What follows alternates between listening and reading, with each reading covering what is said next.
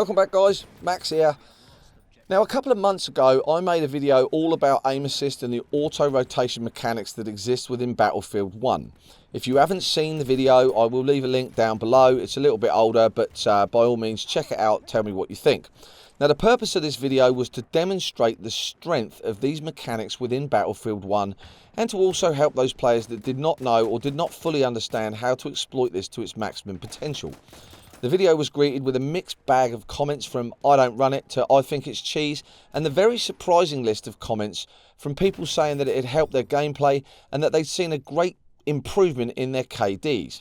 Now all of that is great and I'm very grateful for all of the feedback. I was expecting a lot of trash talking and hateful comments, but actually received very few. What's my viewpoint, I hear you cry? Well, to be honest, I don't really care. If the entire console player base has the same rule set, then we all have the opportunity to exploit the mechanic equally. The die-hard guys that prefer to turn it off can, and the guys who choose to keep it on have that option. Now I will say this, I know for a fact that I am not the only player within Battlefield 1 that exploits aim assist. So by turning it off, I put myself at an immediate disadvantage, and why would I want to do that? Now, as all of you know, I like to snipe and I will use any advantage that I can. And do remember, I did not put this in the game. I'm just playing by DICE's rules, even if they are extreme.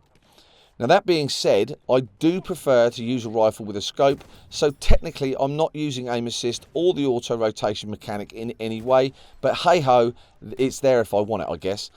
Now the video for me is in the past and I'm obviously working on bringing different content about more up-to-date topics, and that was until I read on Twitter that DICE intend on nerfing the aim assist and auto rotation mechanic within Battlefield 1. Now after doing some research, it turns out that they are not only planning a nerf, it's actually already implemented within the CTE. Well, that's fantastic. DICE have listened to the community and actually given, I guess, some of us what we've asked for. Turning the mechanic down so it isn't so fierce is a good thing, right? So long as all the players still operate under the same rules and parameters, we should all be fine. Well, that is until you really think about it. Turning it down or indeed off is one thing. It would certainly force console players back to the drawing board in terms of skill. You would have to completely relearn the weapons, and you would have to, it would take the casual nature out of the game. But players that don't use auto rotation or aim assist, and I'm thinking snipers here, would have a tremendous advantage over players that are accustomed to using it and have been doing so since the game's launch. Which brings me to my first point. Should DICE be radically changing the game's mechanic this late into its life cycle? Making minor changes to a gun's recoil or making major changes to the game's netcode, and we all remember that disaster, are one thing, but fundamentally changing the way the game behaves from a muscle memory standpoint could very easily be devastating for an already dwindling player base. Some will love the new challenge, but I fear others will turn their backs on the game and simply walk away with an enough is enough kind of viewpoint. I personally would relish the challenge, and I think it would bring a new dynamic to the game. Of course, I snipe with the aim assist or the auto rotation mechanic currently off, so for me it would not be too much of a challenge, but with the other weapons I think it would be an interesting twist that would require some skill to master. So all that's great, they're testing it in the CTE and no doubt it will soon be implemented in the next patch. But wait, isn't the CTE only available for PC, I hear you cry? How or indeed, or even why are you testing a console mechanic on PC, DICE? DICE are actually expecting the small number of gamepad users to give them feedback about a mechanic that could be game-breaking on console, and all of that comes from the very small PC community.